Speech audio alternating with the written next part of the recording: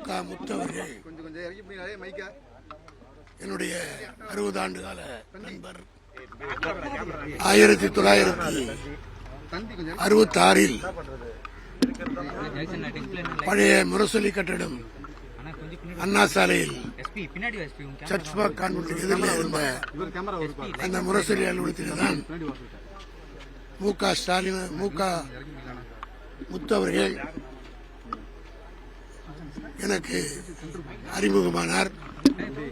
முரசொலியிலே துணை ஆசிரியராக அன்றைக்கு பணியாற்றிக் கொண்டிருந்த அடியார் அவர்களை நான் முரசொலி அலுவலகத்தில் சந்திக்க சென்ற போது இவரை எனக்கு அவர் அறிமுகம் செய்து வைத்தார்.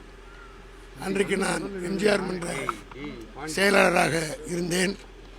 அந்த அடிப்படையில் எம்ஜிஆர் மீது மிகுந்த பற்றும் பாசம் கொண்ட முக முத்தவர்கள் நான் மன்ற செயலாளர்களுடன் என்னுடன் மிக நெருக்கமாக பழகினார். அன்று தொட்டு தொடர்ந்து பல்வேறு நிகழ்ச்சிகளில் நாங்கள் கலந்து கொண்டோம். குறிப்பாக 67ஆம் ஆண்டு நடைபெற்ற பொது தேர்தலில் எம்ஜிஆர் அவர்கள் பரங்கிமலை தொகுதியிலே போட்டியிட்ட போது அவர் குண்டடிப்பட்டு மருத்துவமனையில் அனுமதிக்கப்பட்டார்.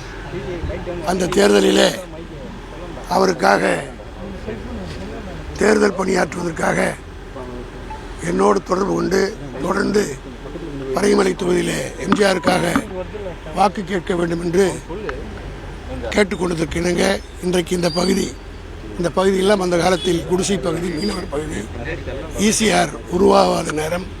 அந்த நேரத்திலேயே பாலவாக்கம், வெட்டுவாங்கனி போன்ற பகுதிகளிலே நாங்கள் எம்ஜிஆருக்காக வந்து இங்கே வாக்கு கேட்ட நினைவுகள் எல்லாம் பசுமையாக இருக்கிறது. அதே போல அவரை எம்ஜிஆருக்காக பிரச்சாரம் செய்தார்.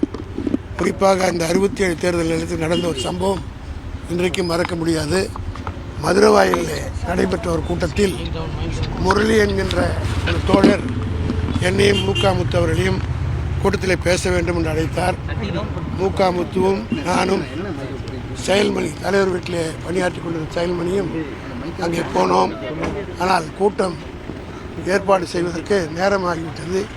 எதிரிலே ஒரு கீத்து கொட்டா இருந்தது. அந்த கீத்து கொட்டாவிலே ஆனந்த ஜோதி என்ற எம்ஜிஆர் படம் ஓடிக்கொண்டிருந்தது.